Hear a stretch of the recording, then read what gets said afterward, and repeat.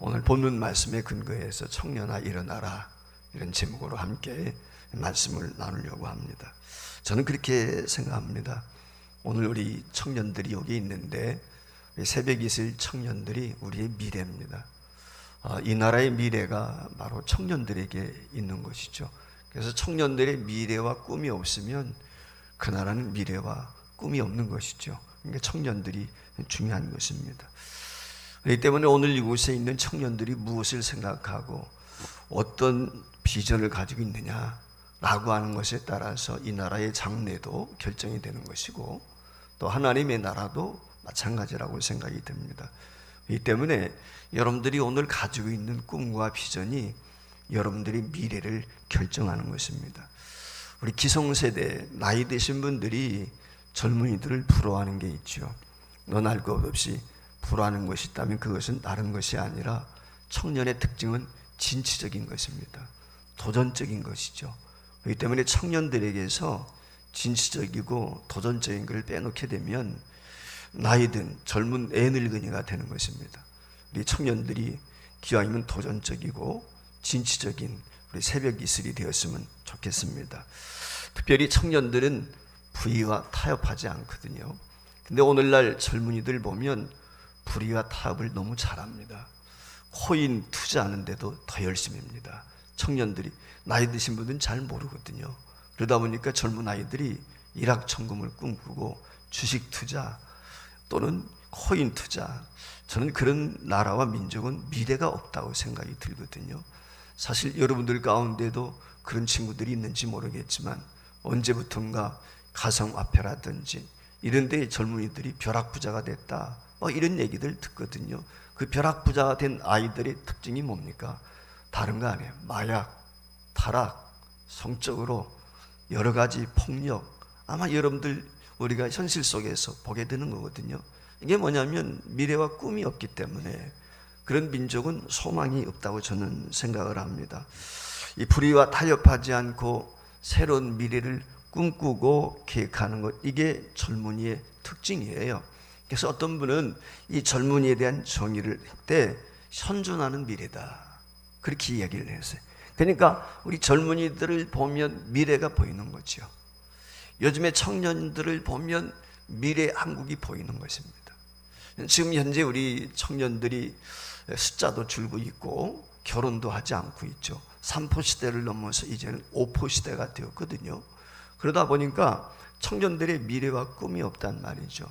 그럼 한국이 미래와 꿈이 없어요. 앞으로 몇 년이 지나면 대한민국이 사라진다는 인류학자들의 통계는 거짓이 아닙니다. 왜냐하면 결혼도 하지 않죠. 애도 낳지 않죠. 자기 혼자 이렇게 살려고만 생각을 하니까 미래가 없죠. 희생을 안 해요. 오늘날 젊은이들의 특징이 바로 이런 것이거든요. 그렇기 때문에 청년의 미래, 이게 얼마나 중요한가. 그래서 저는 청년이라고 하는 것을 정의하고 싶을 때 미래를 열어가는 사람들이다 라고 저는 나름대로 정의를 하고 싶어요. 무엇을 열어가는 사람들? 미래를 열어가는 사람들. 그러니까 미래를 열어가는 사람들이니까 여러분들이 미래를 제대로 열어가지 못하게 되면 대한민국의 미래가 없는 것이죠. 지금 K-팝, K-푸드, K-컬처 여러 가지 이야기하지만 사실 그건 세상 문화거든요. 제가 그걸 좋아하는 게 아니고 그건 평상에 그게 중요한 게 아니라 K-종교, K-기독교가 중요해요. 기독교 문화를 확산하고 기독교를 수출하는 국가, 그게 대한민국이 될 때 소망이 있다, 저는 그런 생각을 갖거든요. 그래서 청년들 가운데 선교 헌신자들이 무수 일어나고, 오늘날 신학교에 신학생이 미달이에요. 신학교가 서로 가려고 과거에는 머리를 막 태밀고 들어왔거든요. 그래서 몇 대 일 됐는데 미달이라니까. 그러면 한국 교회 미래가 없어요. 한국 교회의 미래가 없으면 한국 사회도 미래가 없는 것입니다. 그렇기 때문에 갑갑하게 막힌 이 절망스러운 현실을 밝게 열어갈 수 있는 그런 시간과 열정을 지닌 존재가 우리 젊은이다, 이런 생각 가졌으면 좋겠습니다. 청년에게는 특징이 있습니다. 그게 뭐냐면 열정이죠. 열정이 없으면 청년이 아니에요. 청년은 물불 가리지 않습니다. 열정이 있어야 되거든요. 그리고 청년에게 중요한 건 시간이죠. 청년에게 특징은 열정과 시간이에요. 저 같은 사람, 나이 든 사람에게는 사실 저는 청년의 열정 지금도 가지고 있습니다. 저는 제 열정에 대해서 남부럽지 않다고 생각해요. 지금도 그런 열정을 가지고 삽니다. 숨을 거두던 그날까지 저는 이 열정을 가지고 살려고 그래요. 근데 아쉬운 게 하나가 있어요. 시간이 없어요. 이게 저의 약점이에요. 제가 이루고 싶은 꿈도 많고 앞으로도 하고 싶은 일이 많은데 시간이 부족하다는 거. 이 점에 대해서 좀 더 제가 더 일찍이 이런 것들을 알았으면 좋겠다, 이런 생각이 들 때가 많거든요. 제가 젊을 때 이런 꿈 얘기해 주는 분 많지 않았거든요. 근데 요즘엔 젊은이들 꿈 얘기를 교회 오면 얼마든지 들을 수 있을 뿐만 아니라 미디어를 통해서 꿈에 대한 수많은 이야기들을 들을 수 있거든요. 이게 얼마나 감사한지 몰라요. 열정이 있어도 그 열정을 풀 시간이 없으면 미래가 없습니다. 또 시간이 있다 할지라도 하나님이 주신 그 꿈으로 인한 열정이 없다면 새로운 미래도 열어갈 수가 없는 것입니다. 근본 수리를 통해서 여러분들이 하나님께서 주신 비전과 꿈을 이루어가는 새로운 미래로 출발할 수 있는 귀한 계기가 되었으면 좋겠다라고 하는 것이 담임 목사로서 여러분들에게 기대하는 것이고 바람입니다. 자, 오늘 여기 본문 말씀에 보면 갈릴리 근방에 즐거움이라고 하는 이름을 가진 나인이라고 하는 아주 경관이 아름다운 마을에서 일어난 사건을 기록을 하고 있지요. 일찍 남편을 여인 어머니가 있습니다. 그리고 오직 외아들 하나, 어떻게 보면 이 아들이 이 어머니에게는 전부지요. 소망입니다. 그 아들 하나를 소망을 가지고 키웠던 과부에 대한 이야기, 이게 오늘 본문에 나오거든요. 근데 금지 오겹 키웠던 이 아들이 어느 날 죽었습니다. 여러분, 하나밖에 없는 아들이 죽었다는 이 말의 의미는 어머니의 소망이 끊겼단 말이죠. 슬픔밖에 없어요. 젊음밖에 없다는 것입니다. 청년은 어머니에게 있어서 희망이었습니다. 이 청년은 어머니에게 있어서 전부였습니다. 그런데 이 청년이 죽었다, 한마디로 말하면 어머니의 희망이 끊기죠. 모든 절망, 그에게 낙심, 이것밖에 없는 거예요. 그래서 이 아름다운 이름을 가진 나인성에 청년을 잃어버림으로 인해서 슬픔이 왔습니다. 어떻게 보면 아름다움의 상대인 나인성에 정말 절망 어린 그런 토성이 되었다라고 이렇게 저는 생각을 해요. 어머니의 마음이라는 거 그렇죠. 아들은 어머니에게 전부입니다. 자신의 모든 것을 줘도 아깝지 않아요. 이게 어미의 마음이거든요. 부모, 아버지도 마찬가지겠지만 특별히 오늘 어머니는 더 그렇지 않을까, 그런 생각이 들어요. 그 어머니에게 가지고 있는 재산 목록 1호, 그게 아들이죠. 그러니까 어머니에게는 아들이 전부란 말이죠. 그런데 이 아들이 죽었다는 말은 이 어미에게서 모든 것을 앗아갔다, 이렇게 우리가 정의할 수가 있어요. 그러니까 이 어머니는 죽은 아들 붙들고 슬퍼할 수밖에 없죠. 절망하고 몸부림칠 수밖에 없습니다. 인간은 죽음 앞에서 아무것도 할 수가 없습니다.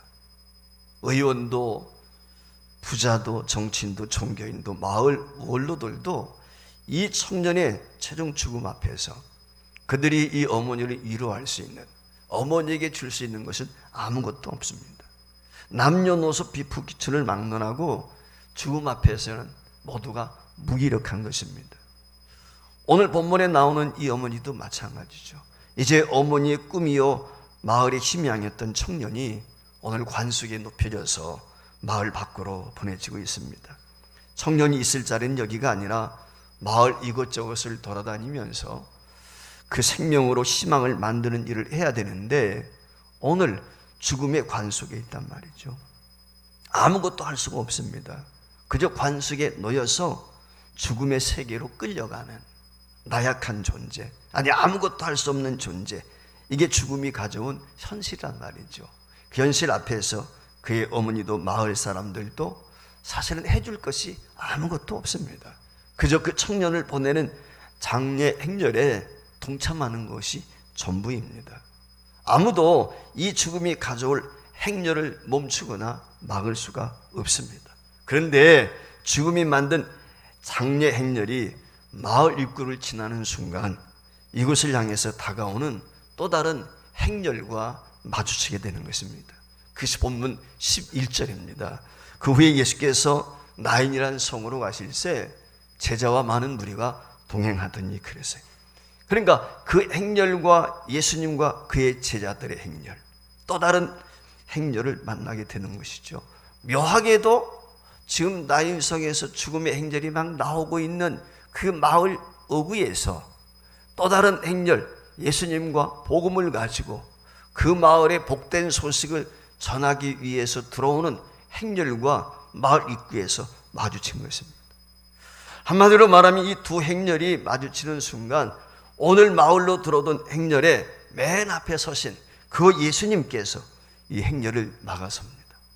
죽음의 행렬이 가고 있는 그 앞을 예수님이 막아섰어요. 정말 극적인 순간이죠. 여러분, 죽음의 행렬을 누가 멈출 수 있어요? 이 장례 행렬을 누가 멈추게 할 수 있어요? 아무도 멈추게 할 수가 없어요. 그런데 예수님이 장례 행렬을 멈추게 하십니다. 여러분, 장례식을 행하는데 장례 행렬을 멈추게 한다. 이건 고인에 대한 모독이 될 수 있거든요. 함부로 할 수 있는 것이 아니거든요. 특별히 어머니가 가장 먼저 할 일, 오늘 여기 본문 말씀에 보면은 예수님께서 그 장례 행렬을 멈추게 하시고 예수님이 가장 먼저 한 일이 뭐냐면은 어머니를 위로하는 거예요. 지금 어머니가 낙심하고 절망하고 있거든요. 근데 오늘 여기 13절 말씀에 보면 예수님께서 어미에게 이렇게 이야기를 하죠. 주께서 과부를 도시고 불쌍히 여기사 울지 말라 그랬어요. 슬퍼하지 말라, 절망하지 말라, 낙심하지 말라. 아마 이 말씀 속엔 여러 가지 의미가 담겨 있겠죠. 포기하지 말라, 여러 가지 이야기가 담겨 있을 거예요. 자, 여러분, 죽음의 행렬을 향해서 막아선 것도 이거 어떻게 보면은 정말 그 고인에 대한 모독이 될 수도 있는 것인데, 그 슬퍼하고 있는 어미에게 울지 말라, 이거 함부로 이야기할 수 있는 게 아니거든요. 죽음 앞에서 인간이 할 수 있는 일이 무엇이겠어요? 슬퍼하고 절망하는 것이죠. 지금 아들을 잃고 슬퍼하는 이 어미에게 함께 슬퍼해주고 함께 울어주는 거, 그게 사실은 위로거든요. 근데 울지 말라 주님이 말씀을 하셨어요. 울음이 지닌 그 의미를 근본적으로 해결할 역량이 없다면은 울고 있는, 슬퍼하고 있는 이 어미를 향해서 울지 말라, 슬퍼하지 말라, 이건 굉장한 무례한, 어떻게 보면 책임이 없는 무책임한 행위가 아닐까, 이런 생각이 드는 것이죠. 그런데 예수님께서 이 말씀을 하신 것은 그 슬픔의 근원을 근본적으로 바꿀 능력이 있었기 때문에 우리 주님만이 하실 수 있는 것입니다. 여러분, 이 슬픔을 가져온 근원이 무엇입니까? 이 어미에게 이 슬픔의 이유는 아들의 죽음이죠. 그러니까 이 어미의 슬픔을 멈출 수 있는 것은 어미 아들의 죽음을 회복시키는 것밖에 없어요. 그것만이 어미의 슬픔을 극복할 수 있는 것인데, 그 아들의 죽음 앞에서 슬퍼하는 어미를 향해서 슬퍼하지 말라라고 이렇게 말씀을 하거든요. 지금 그 어미가 가지고 있는 심정이라고 하는 것은 상실감, 절망감, 아들은 자신의 모든 거였기 때문에 다 잃어버렸다고 생각을 했거든요.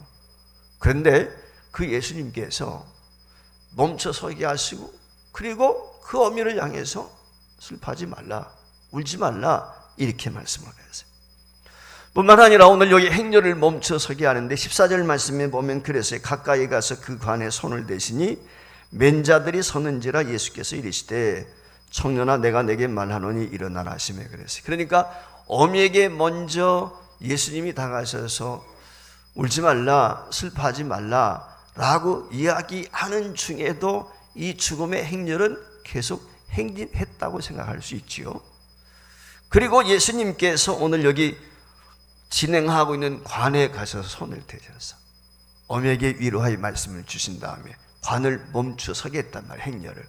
그랬더니 관을 맨 자들이 멈춰섰다라고 이렇게 이야기하는 거예요. 그 멈춰선 관을 향해서 예수님께서 관 위에 손을 얹고 하시는 말씀이 청년아 일어나라. 오늘 이렇게 말하는 거예요. 내가 네게 말하는데 일어나라. 여러분, 죽음과 이 죽은 존재를 향해서 이렇게 이야기할 수 있는 사람이 있나요? 이 땅에? 아무도 없죠.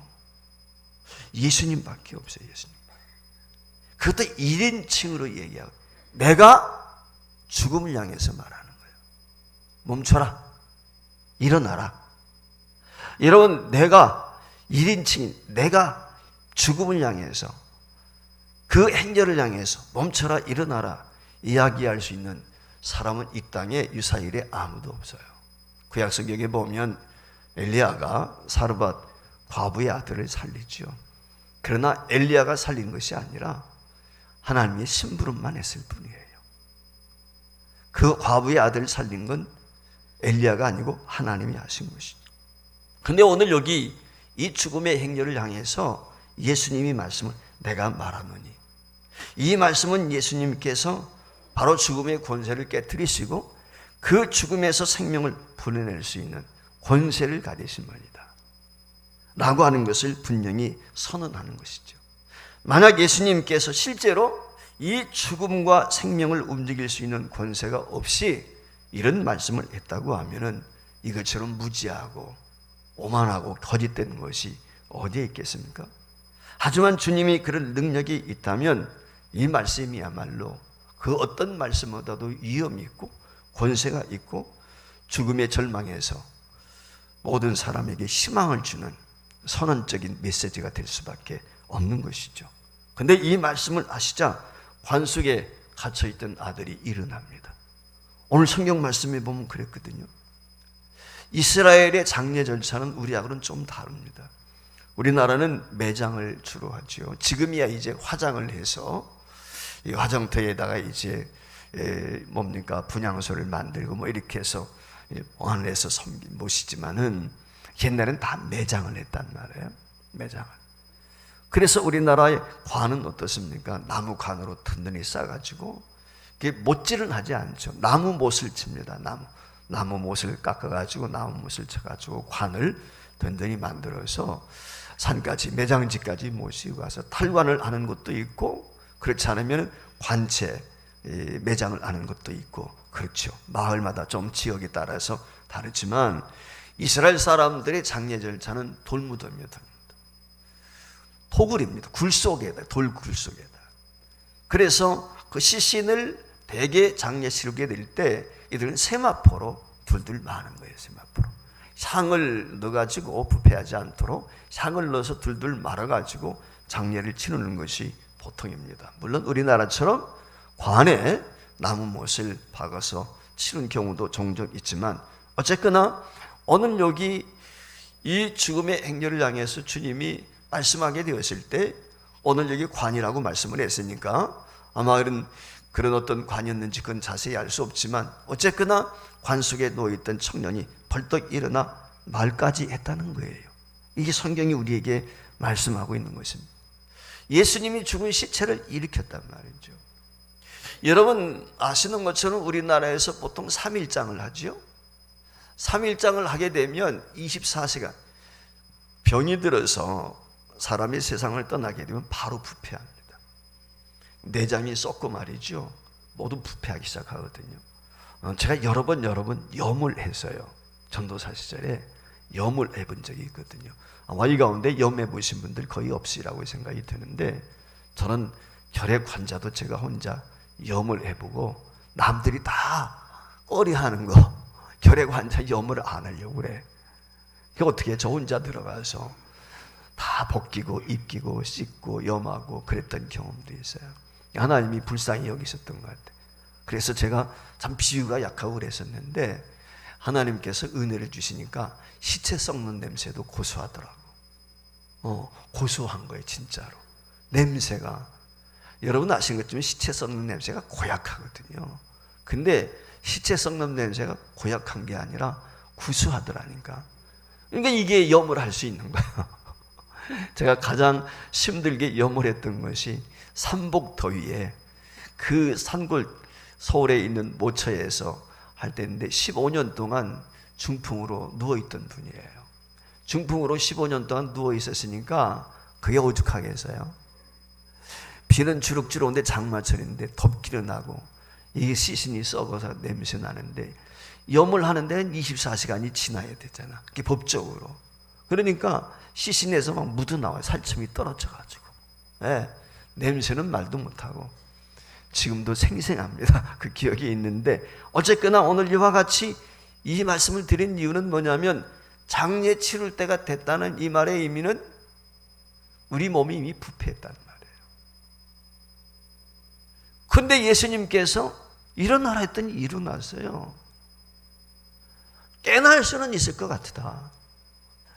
의학적으로 과학적으로 보면 깨날 수는 있지만 식물인간밖에 될 수 없지 않겠는가. 왜? 이미 장기가 손상돼서 썩어 문드러졌단 말이에요. 3일이 됐으면 그러지 않겠어요? 그런데 오늘 여기 말씀에 보면 아무렇지 않게 이 청년이 일어나, 즉 한마디로 말하면 재창조의 역사를 통해서 새로운 피조물이 된 줄 믿습니다. 살아난 이 청년, 여러분 한번 생각해 보세요. 죽었다가 살아난 이 청년, 그 이전의 삶과 죽었다가 살아난 이후의 삶이 같을까요? 전혀 다르겠죠. 이 살아난 아들을 보는 어미의 삶이 그 이전과 다시 살아난 아들을 대하는 이 어미의 삶이 같을까요? 다르겠죠. 지금까지는 이 어미가 내가 낳아서 내가 양육하고 내 돌봄 속에 자란 내 자식이었어요. 그게 의식이에요. 근데 지금은 어떻습니까? 내 자식이 아니지. 예수님이 살리셔서 나에게 주신 선물인 거예요. 개념이 달라요. 부모된 여러분도 마찬가지거든요. 내가 낳아서 내가 먹이고 내가 양육하고 내가 내 자식이지. 그런데요, 이게 아니라 하나님께서 나에게 맡겨주신 하나님의 자식을 내가 청직으로서 돌보는 거예요. 개념이 달라요. 이게 오늘 저와 여러분이 바꿔야 될 생각인 것입니다.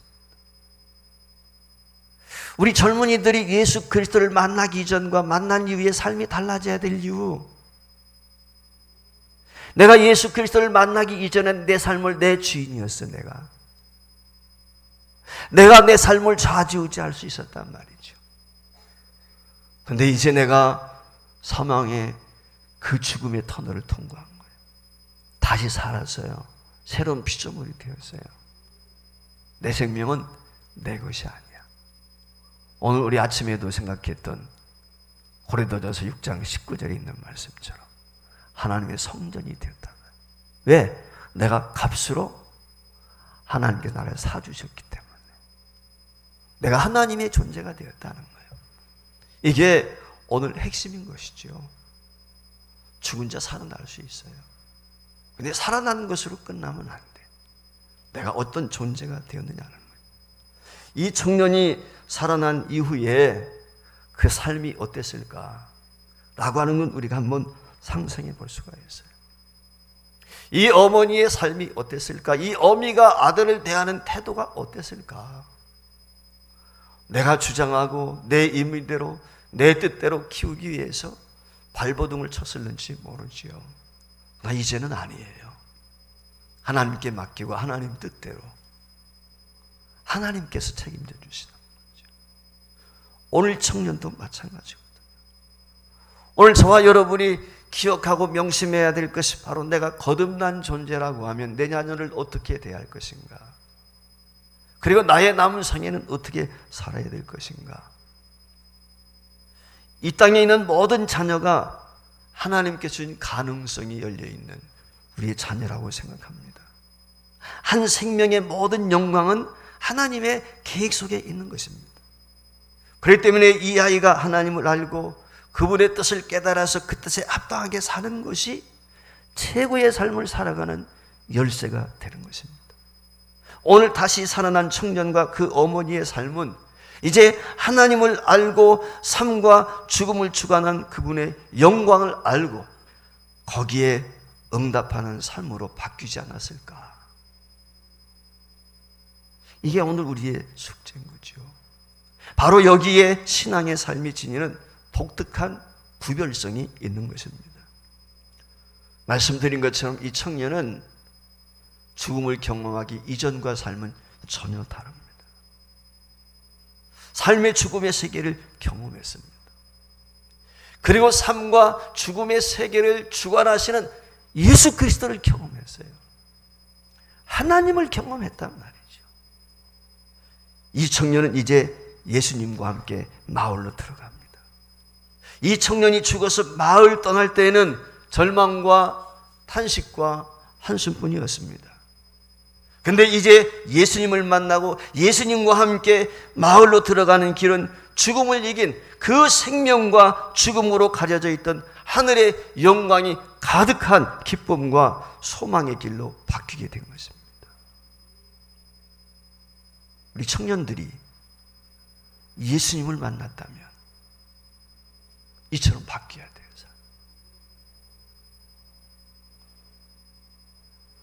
포기하고 실망하고 낙심할 수밖에 없는 이 세상인데 내가 예수님을 만남으로 비전이 생겼어요. 꿈이 생겼어요. 할 일이 생겼어요. 이게 기독 청년이거든요.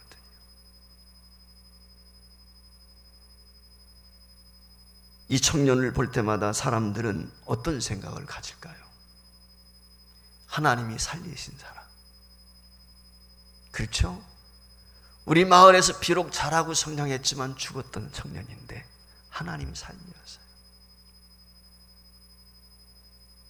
우리 교회가 젊은이들을 볼 때, 새벽 이슬을 볼 때 하나님이 살리신 청년, 여러분이 그런 모습을 보여야 돼요. 하나님이 나를 살리셨습니다라고 여러분이 간증할 수 있어요. 하나님이 내게 새로운 비전과 꿈을 주셨습니다라고 간증할 수 있어요. 이게 새벽 이슬이요. 이게 크리스찬 청년인 것입니다. 이 간증과 고백이 없다면 기독 청년이라고 말할 수가 없어요.